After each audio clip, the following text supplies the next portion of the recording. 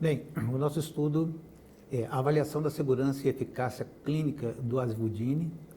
É um estudo randomizado, duplo cego, controlado por placebo em pacientes em estágio leve infectados pelo vírus SARS-CoV-2. O proponente foi a unidade de pesquisa clínica do Centro de Alta Complexidade e as unidades coparticipantes deste estudo foram a Santa Casa de Misericórdia de Campos, a unidade pré-hospitalar São José, aqui em Campos dos Goitacazes, o Hospital Armando Vidal, de São Fidélis, o Hospital Moacir Gomes de Azevedo, de Cambuci, e o Hospital de Itaucara, na cidade de Itaucara, no estado do Rio de Janeiro. O estudo unicêntrico foi devido à necessidade de padronização das análises de quantificação da carga viral a cada 48 horas por RT-PCR. Equipamentos, insumos e curva padrão com registro na Anvisa para calcular o número de cópias do SARS-CoV-2. Posteriormente, foram feitos a quantificação real absoluta da carga viral. Foi solicitado junto à Anvisa uma licença de importação de um PCR digital, DPCR, e insumos próprios para um método de contagem real do número de cópias do SARS-CoV-2. Metodologia. No estudo de triagem, os pacientes que cumpriram os critérios de elegibilidade foram incluídos no estudo e randomizados em um dos braços do estudo, o experimental ou de controle. Grupo experimental receberam o Azvudine 5 mg dia, via oral por até 14 dias, mais o tratamento padrão. Grupo controle, placebo via oral por até 14 dias, mais tratamento padrão. Produto investigacional, foi o Azvudine 1 mg / placebo. Indicação estudada, tratamento da Covid-19, 5 mg dia por via oral até 14 dias. No período de tratamento, foram coletados os exames de segurança, seguido de acompanhamento médico, enfermagem e fisioterapia. Exames de codificação da carga viral por RT-PCR, sendo que foram feitos a cada 48 horas. O tratamento será finalizado antecipadamente quando 2 testes de RT-PCR consecutivos forem negativos, um dos critérios para alta do participante. O tratamento também será interrompido antecipadamente no caso de desistência do participante ou no caso de evento adverso grave. O acompanhamento de segurança será realizado em 28 e 60 dias após a alta hospitalar. O estudo é considerado concluído quando o último participante concluir a sua visita. O número de pacientes planejados foi de 312 participantes, divididos aleatoriamente e igualmente nos 2 braços do estudo, 156 participantes para cada grupo, considerando um dropout de 20%. Grupo experimental, Azvudine, 5 mg dia, via oral, por 14 dias, mais tratamento padrão. Grupo controle, placebo, por via oral, por 14 dias, mais tratamento padrão. Critérios de inclusão. Serão incluídos nesse estudo os indivíduos que apresentem as seguintes características. 1. Idade acima ou igual a 18 anos, independente do sexo. 2. O resultado do teste do RT-PCR positivo para a Covid. 3. Pacientes sintomáticos que atendam à definição do caso de Covid-19 sem evidência de pneumonia bacteriana ou hipóxia. 4. Participação voluntária e assinatura do termo de consentimento livre e esclarecido. Critérios de exclusão. não serão elegíveis para participar do estudo indivíduos que apresentem uma ou mais das seguintes características. 1. Ter ciência ou suspeita de ser alérgico a um dos componentes do comprimido do azivudine. 2. Indivíduos que apresentem falta de ar e saturação de oxigênio inferior a 95%, ou qualquer outro sintoma que requeira tratamento através de internação hospitalar. 3. Paciente com doença hepática, do bilirrubinas totais acima ou igual a 2 mg por decilitro. TGO e TGP até 5 vezes maior do que o limite. 4. Pacientes com história de doença hepática conhecida. 5. Pacientes com insuficiência renal, taxa de infiltração glomerular menor ou inferior a 60 ml por minuto. 6. Pacientes com história de insuficiência cardíaca congestiva, arritmias sintomáticas não tratadas ou infarto do miocárdio até 6 meses. 7. Indivíduos com síndrome de má absorção ou outras condições que afetem a absorção gastrointestinal e circunstâncias nos quais o paciente precise de nutrição intravenosa. 8. Contagem total dos neutrófilos abaixo de 750 cells por decilitro. 9. Mulheres grávidas ou em período de lactação, ou com potencial de engravidar durante o período do estudo e dentro de 6 meses após o término da administração. 10. Os indivíduos que tiverem participado de outros ensaios clínicos usando drogas experimentais nas últimas 12 semanas. 11. Paciente em tratamento de HIV, hepatite C e hepatite B ativa. 12. Pacientes em tratamento com outros antivirais ou medicamentos imunossupressores para outras condições médicas. 13. Pacientes em tratamento com anticorpos monoclonais. E 14. Qualquer condição médica clinicamente significativa ou histórico médico que, na opinião do investigador, possa desencorajar a participação no estudo, como intervalo QT corrigido acima de 480 no eletrocardiograma, dentre outras condições. O objetivo primário é avaliar a eficácia e a segurança do azivudine em pacientes infectados com SARS-CoV-2 em estágio leve, período de 14 dias. O objetivo secundário é avaliar a evolução clínica dos participantes infectados pelo SARS-CoV-2 em estágio leve, tratados com azivudine em relação ao placebo. No nosso estudo tivemos número de abordados, 695. Número de participantes proposto, 312. Número de participantes randomizados, 312. Tivemos 5 unidades coparticipativas, a saber, a Santa Casa de Misericórdia de Campos, o hospital ficou reservado para o agravamento e a farmácia central. 2. O Hospital São José, que captou 179 participantes. 3. O Hospital Armando Vidal, que captou outros 33 participantes. 4. O Hospital Moacir Gomes Azevedo, que captou 27 pacientes. E, por último, o Hospital de Itaocara, com 73 participantes. Número de inelegíveis, 383. Número de desistências, 31. Taxa de dropout do estudo, tolerável até 20%, ou seja, 62,4 participantes. Taxa de dropout em 312 participantes, tivemos apenas 31.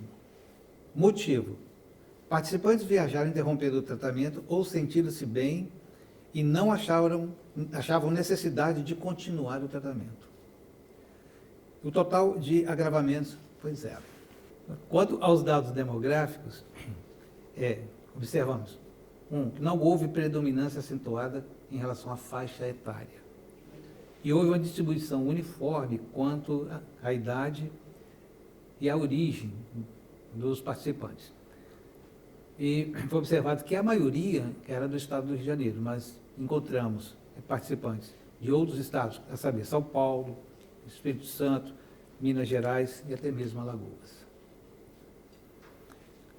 Quanto à prevalência do sexo, foi praticamente uniforme, 121 casos masculinos para 191 casos femininos. Brancos, 184 casos, pardos, 92 e negros, 36 participantes. Desfecho primário. Proporção dos pacientes hospitalizados durante o estudo até o dia 28, de acordo com a escala ordinal progressiva. Serão considerados participantes hospitalizados aqueles que agravarem em qualquer momento. Não houve caso de agravamento ou hospitalização neste estudo. As ocorrências foram 0. Desfecho secundário. Avaliação do tempo de conversão negativa da carga viral no SARS-CoV-2 por RT-PCR entre grupo azevudine e grupo controle. Tempo de utilização do azevudine até a segunda conversão negativa do RT-PCR. Para o azevudine, foi de 5,5 até 6,70 dias para a primeira conversão. E o placebo, 8,27 a 9,40 dias para a segunda conversão. Houve prolongamento de tratamento apenas para 5 participantes. Demoraram mais do que 14 dias para a primeira conversão. Para o placebo, em torno de 60%, e o azevudine, em torno de 40%. Desfecho secundário. Proporção de participantes com desfecho clínico de cura durante o estudo. O desfecho clínico de cura é definido nesse protocolo como ausência de RNA viral em amostras coletadas e condições clínicas para a alta ambulatorial. Apesar do cálculo estimado do RT-PCR, o tamanho da amostra foi adequado para ser significante. Porém, o ddPCR faz uma contagem absoluta, onde a redução da carga viral é confirmada. A tabela que mostra a redução da carga viral detectada por RT-PCR e carga viral detectada por ddPCR, nota-se que a redução da carga viral no decorrer dos dias, tanto no RT-PCR quanto no ddPCR, houve significância de P igual a 0,001. No gráfico, apesar do cálculo estimado do RT-PCR, o gráfico demonstra uma evidência de redução maior que o placebo. Já o ddPCR tem uma redução significativa em D3. Avaliação do número de ciclos para a detecção de carga viral do SARS-CoV-2 por RT-PCR e aplicação da curva padrão para o cálculo da carga viral. As CTs são inversamente proporcionais à redução da carga viral, por isso já é esperado um aumento, que foi maior para o azevudine. Desfecho secundário, gravidade e duração dos sintomas, febre, tosse, fadiga, o cansaço, falta de ar, mialgia, congestão nasal ou coriza, dor de garganta, cefaleia, calafrios, náuseas, vômitos, anosmia e ageusia. Apesar da melhora clínica existir, os dados não foram significativos. Desfecho secundário. Alterações de baseline da função renal em relação à ureia e creatinina observa-se no gráfico que não foram tão significativos. Tanto para o azevudine ou para o placebo, o comportamento foi semelhante. Alteração da baseline de função hepática. Apesar dos eventos adversos, principalmente, serem ao aumento da TGO e da TGP, essas não ultrapassaram os limites de normalidade e tenderam a manter-se dentro de um mesmo padrão. Assim também aconteceu para bilirrubinas, que foram ligeiramente elevadas, mas depois voltando à normalidade a seguir. E também para a gama-GT, teve o mesmo padrão. Apesar de ter sido incluído entre os eventos adversos, estatisticamente não houve significância. Frequência e intensidade dos eventos adversos inesperados e eventos adversos graves. Eventos adversos, nós tivemos um total de 222 casos, com um subjeto de 71,15%. Eventos adversos graves, nós registramos 0,32%. porque incluímos um caso de gravidez que foi detectado no 45º dia após o tratamento. E reação adversa que causou dropout, não houve nenhum, foi 0. Eventos adversos por centro. No centro 002, nós tivemos 118 eventos adversos em 179 randomizados neste centro. No centro 003, nós tivemos 15 casos de eventos adversos, randomizados em 33 casos, em 33 participantes randomizados por esse centro. No centro 004, 14 eventos adversos em 27 randomizados. E no centro 5, 75 eventos adversos em 73 randomizados pelo centro. A gravidez, que eu referi anteriormente, ela foi detectada em exame no centro de pesquisa, em 15 de março de 2022. Porém, a última dose do medicamento do estudo foi ministrada no dia 31 de janeiro. De acordo com o protocolo do estudo, o evento de gravidez pode ser considerado como evento adverso grave, por sua relevância clínica para o estudo. No entanto, foi detectado na fase de acompanhamento pós-tratamento. O protocolo também determina que a participante em gestação deverá ser acompanhada até o parto. Complicações da gravidez e interrupção seletiva da gravidez por motivo médico deverão ser relatados como evento adverso ou evento adverso grave. E o aborto espontâneo deverá ser relatado como evento adverso grave.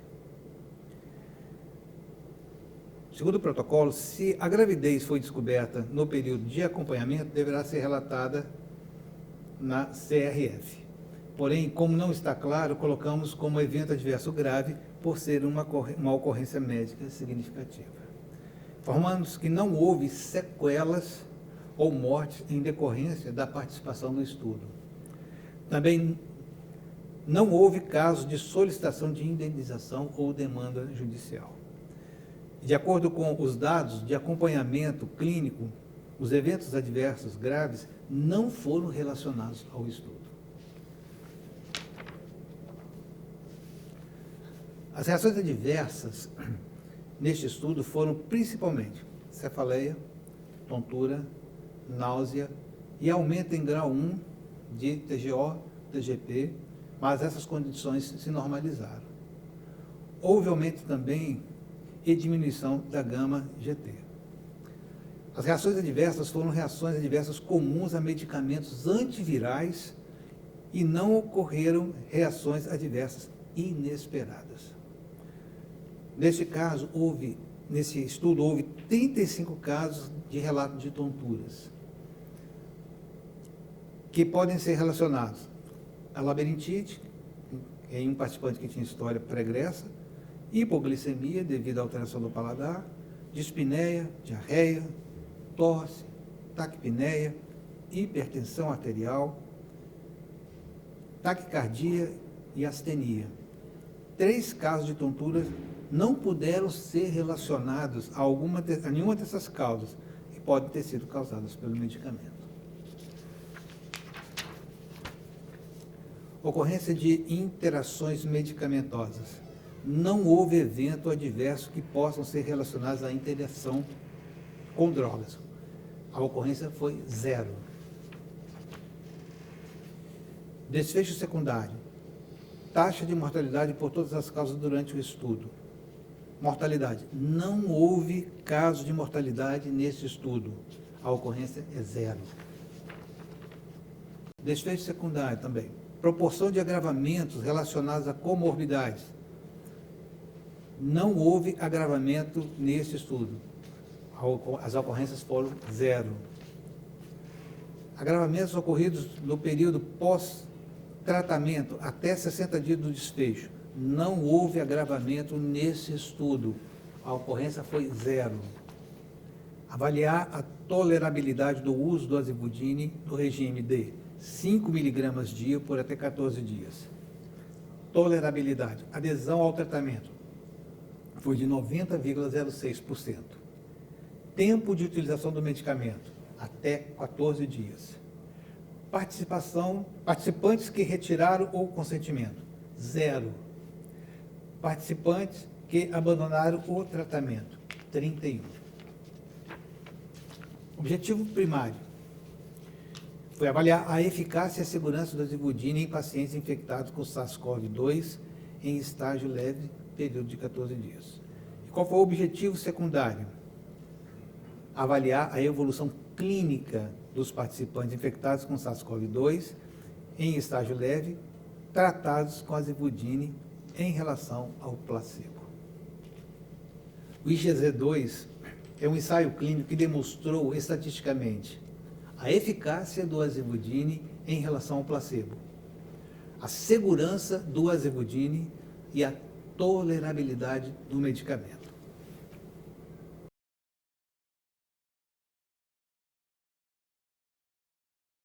O IgZ2 foi o estudo mais complexo que o IgZ1, visto que aconteceu fora do ambiente controlado.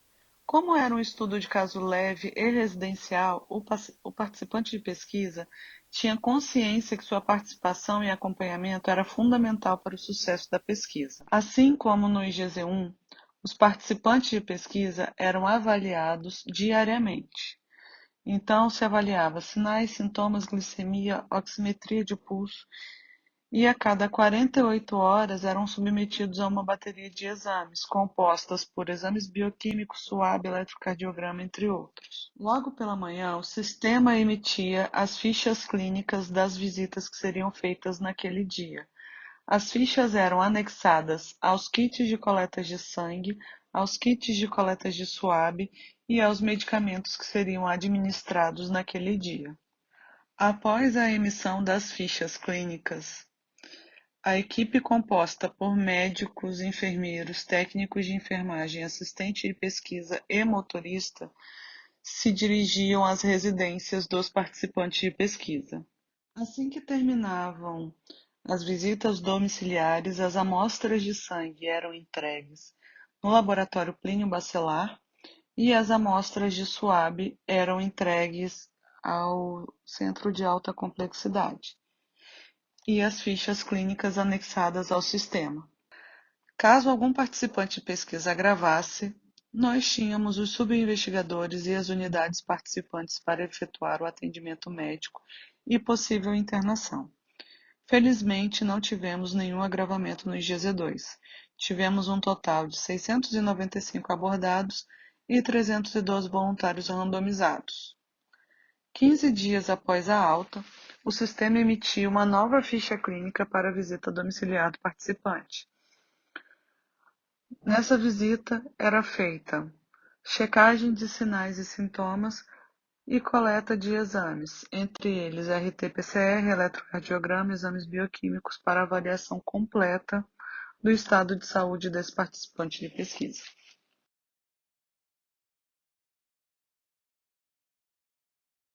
Bom, nossos trabalhos, né, começaram com as nossas reuniões de equipe, né, onde a gente estabeleceu os protocolos, né, a dinâmica, o fluxograma que seria adotado nos municípios participantes aí da pesquisa. E foi importante porque a gente criou digamos, uma unidade, né? Então, o mesmo estudo, a mesma aplicabilidade em São Fidélis, foi em Talcara, em Cambuci, né? Então a gente conseguiu fazer isso de uma maneira homogênea, né? E aí, com a equipe já preparada, né, no início de janeiro a gente iniciou mesmo aí a prospecção desses pacientes. Um início bem complicado, né? Porque, como tudo novo, né, a população tinha um certo receio de participar, por desconhecer mesmo, né? E aí, mais uma vez, né, essa capacitação da equipe foi importante, porque a gente conseguiu fazer a busca, né, uma busca mais ativa desses pacientes, né, desses participantes. Trabalhamos também nas mídias sociais dos municípios, né, e aí a gente conseguiu conscientizar melhor a população. E uma grande dificuldade que a gente teve era que o pessoal, né, que topava participar da pesquisa, eles muitas vezes, assim que a gente coletava os exames para a elegibilidade deles, muitas vezes eles queriam desistir da pesquisa. Então, nossa equipe tinha que ir atrás desses pacientes, atrás desses participantes, em suas casas, muitas vezes zona rural, de difícil acesso, né, mas com muita conversa, mostrando que era um estudo, né, um estudo bem elaborado, bem seguro a princípio, né, a gente conseguia que eles continuassem na pesquisa, né. Então, a gente avaliava aí nesses exames de elegibilidade, claro, primeiro a questão, né, do RT-PCR, para comprovar que esse paciente estava ali infectado pelo Covid, né, avaliava a função renal, função hepática, então, pacientes que teriam qualquer alteração hepática ou renal, né, a gente automaticamente não o inseria, ele não se tornava elegível, porém a gente sempre deixava muito claro para eles que eles teriam um acompanhamento da Secretaria de Saúde daqueles municípios. Eles não participavam da pesquisa, porém eles eram tratados, né? E era importante esse exame de elegibilidade, né, não só para a gente excluir aqueles pacientes, né, que teriam alguma alteração, mas até para a gente conhecer como esse paciente estava no início da pesquisa, né? E aí a gente ia fazendo esse acompanhamento com exames a cada 48 horas e para a gente ter um controle tanto da pesquisa, mas principalmente da evolução dos pacientes, né? Então acho que isso foi uma certa dificuldade em todos os municípios, mas que conforme a pesquisa foi se desenvolvendo, e aí eu acho que o fato dos municípios menores ter essa proximidade, todo mundo se conhecer, isso depois facilitou a nossa vida, né? Porque aí quem iria iniciar a pesquisa já conhecia, já tinha algum parente, algum conhecido que participou da pesquisa semanas antes, viu que o paciente evoluiu bem, então ele, digamos assim, se animava, né, a participar da pesquisa. Um desafio que foi vencido, né, a proporção que foram queimando as etapas, né, e trazendo conscientização aos candidatos a serem participantes. E como o Rodrigo relatou bem ali, que a gente, no início, a gente viu qual seria o tratamento básico, né, independentemente de quem iria tomar o azevudine ou o placebo. E acho que isso foi muito importante, além de outras coisas, né, como ele já falou, essa situação da cidade pequena, às vezes tem as pessoas que são um pouco mais assustadas, a dificuldade de pegar esses pacientes, fazer eles entenderem a importância de participar do estudo, do que estava sendo feito ali, do que aquilo ali poderia gerar não só para o município, né, que igual o nosso que é pequeno, mas para o Brasil e para o mundo, né, que é uma pesquisa mundial. E foi graças mesmo assim, as equipes pegaram juntos, todo mundo, desde o motorista, a parte de enfermagem, os acadêmicos que estiveram junto com a gente que pegou firme ali, examinando os pacientes, graças a Deus a gente não teve paciente com nenhum agravamento do quadro e também nenhuma reação alérgica grave. Foram coisas simples que a gente conseguiu resolver bem, né? E mesmo assim, quando surgia qualquer questionamento do paciente, qualquer dúvida, às vezes o paciente estava angustiado, a gente levava o paciente, fazia aquele colhimento legal, era examinado de novo na própria unidade, ou a gente ia na casa do paciente para estar examinando e tranquilizando, porque eu acho que além de tudo, essa pandemia e o estágio que a gente já estava, né, que a parte emocional dos pacientes estava muito abalado, muitos já tinham perdido às vezes algum familiar, já tinham visto vizinho ficar grave. Então essa parte foi muito bacana do projeto, foi muito legal e acho que a gente conduziu bem. Isso daí foi muito bom. E a coordenação, né, acompanhada pela gente, mas diretamente também pelos enfermeiros das unidades, que fazia esse convencimento do doente. E uma das coisas que já foi falado era o medo, porque tinha um trabalho em cima de uma vacina experimental já, jogando na mídia, muita gente com medo de tomar a própria vacina, porque estava sendo fabricado naquele momento, e esse medo refletiu no tratamento.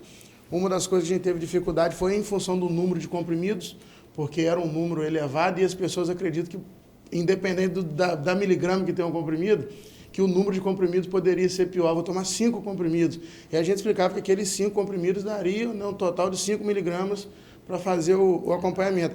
E a equipe, né, o carro lá o tempo todo, fazendo busca ativa, indo nas casas, buscando os doentes para fazer os exames no pós-tratamento, no D28, no D60, e também não vimos lá em Cambuci nenhum efeito adverso grave, nenhuma alteração que pudesse comprometer a vida do doente, e uma queda importante do RT-PCR, né, nos exames que a gente acompanhava.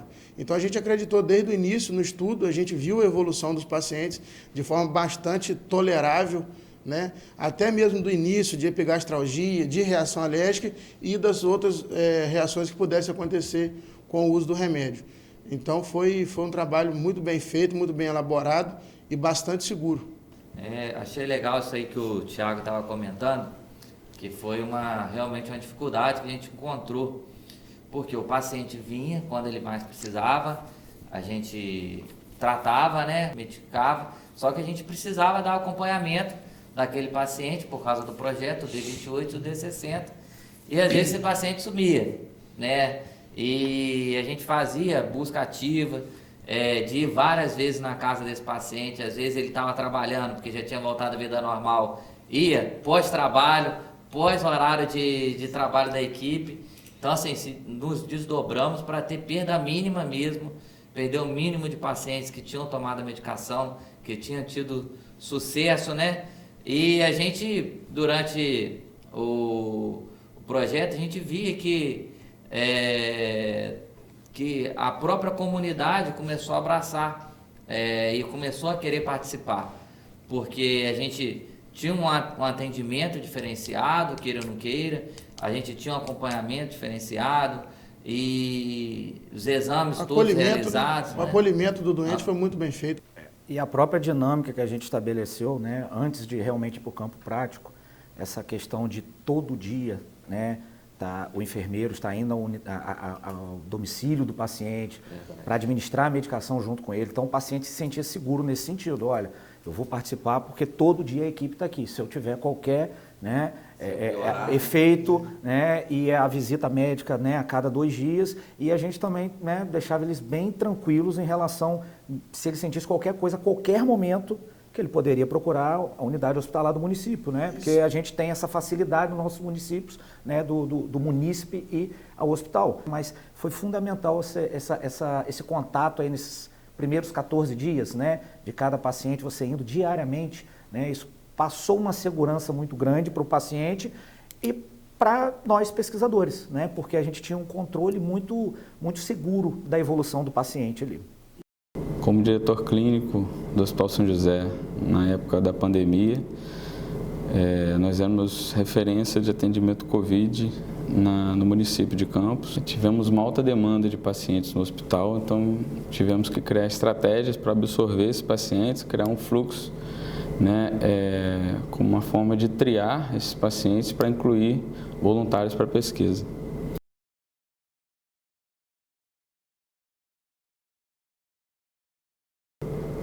A monitoria médica era realizada de forma remota, via sistema, onde era realizado busca por alterações clínicas e laboratoriais dos participantes. Assim que fosse detectado qualquer alteração, era feita sinalização para os subinvestigadores e investigadores. A coordenação do estudo fazia a marcação desse participante com o médico, era realizado o registro do evento adverso e assim dava prosseguimento ao desfecho dos eventos adversos e ao acompanhamento desse paciente. A monitoria médica e a farmacovigilância foi muito importante porque o protocolo desse estudo era ambulatorial domiciliar.